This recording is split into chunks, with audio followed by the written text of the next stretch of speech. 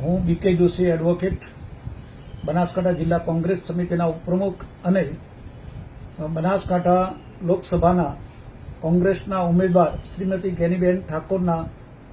મુખ્ય ચૂંટણી એજન્ટ તરીકે બનાસકાંઠાની તમામ જનતાને, મતદારોને,